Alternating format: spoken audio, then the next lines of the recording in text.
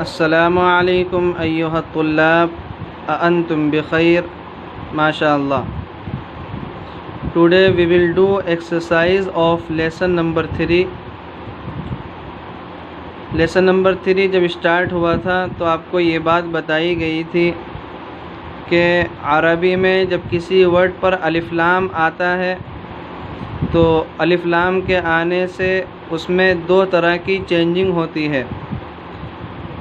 सबसे पहली चेंजिंग जो वर्ड की चेंजिंग होती है और दूसरी मीनिंग की चेंजिंग होती है।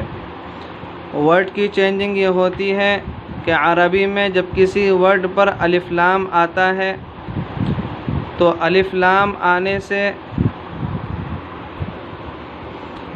अरबी में जब किसी वर्ड पर अलिफ लाम आता है तो वो जैसे अरबी में एक वर्ड है मस्जिदुन।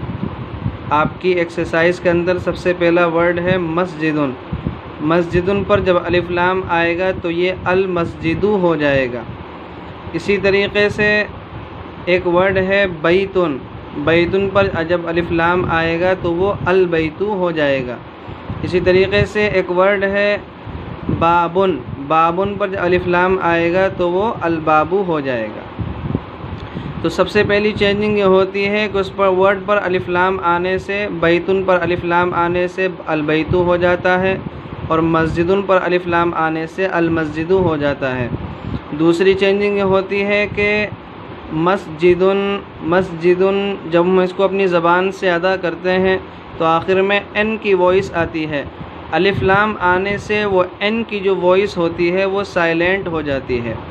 मीनिंग की चेंजिंग ये होती है कि जब अलिफ लाम किसी वर्ड पर आता है अरबी के अंदर तो इंग्लिश में उस वर्ड पर दा लग जाता है। जैसे मस्जिदुन मॉस्क, अल मस्जिदु द मॉस्क। बैतुन हाउस, अल बैतु द हाउस। बाबुन डोर, अल बाबू द डोर। तो आज जो हम एक्सरसाइज करेंगे वो इसी से रिलेटेड है। आपको इस एक्सरसाइज में ये करना है कि आपके सामने कुछ अरबी के वर्ड दिए गए हैं। उन वर्ड का जो सबसे लास्ट वाला लेटर है आपको उसको वोकलाइज करना है। सबसे पहले आप इस एक्सरसाइज की रीडिंग करें, उसके बाद इस एक्सरसाइज को अपनी कॉपी में लिखे राइटिंग करें। इसकी लिखने के बाद जो सबसे लास्ट लेटर है आप उसको वोकलाइज करें। आप उसको वोकलाइज कैसे करेंगे? वोकलाइजिंग का मतलब होता है उर्दू के अंदर कि आप उस पर एराब लगाएं। ज़बर, ज़ेर, पेश, तनवीन, इनको अरबी के अंदर एराब करते हैं और इंग्लिश में इनको वोकलाइजिंग कहते हैं। देखिए, दो वर्ड आपके सामने लिखे हुए हैं, मस्जिदुन मस्जिदुन। जब हम इस पर अलिफ लाम लगाएंगे तो ये अल मस्जिदु हो जाएगा। ठीक है, ये मस्जिदुन जब इस पर अलिफ लाम आया तो ये अल मस्जिदु हो जाएगा।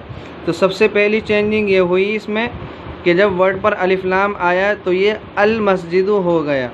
दूसरी चेंजिंग इसमें ये हुई कि मस्जिदुन जब हम इसको अपनी ज़बान से अदा करते हैं तो आखिर में एन की वॉइस आती है, लेकिन जब अलिफ लाम आया इस वर्ड पर तो आखिर में एन की जो वॉइस है वो साइलेंट हो गई। अब ये हो गया अल मस्जिदु।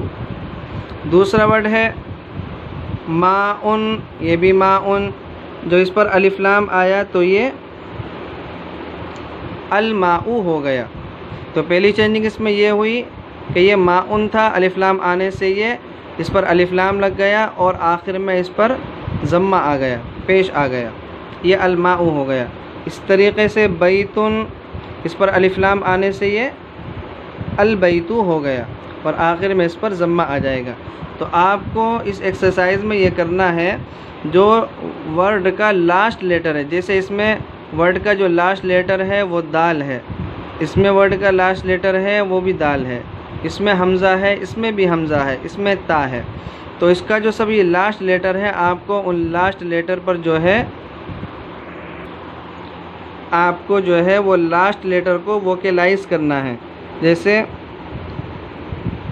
मस्जिदुन, अब इस पर अलिफ लाम आ गया तो ये अल मस्जिदु हो जाएगा। तो यहाँ पर सिर्फ ज़म्मा आएगा, यहाँ पर तनवीन आएगी। यह है अल-माउ, यह है माउन।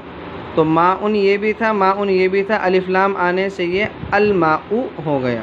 यहाँ पर तनवीन लगा दें। बैतुन हाउस, अल बैतु द हाउस। तो बैतुन पर अलिफ लाम आने से ये अल बैतु हो जाएगा।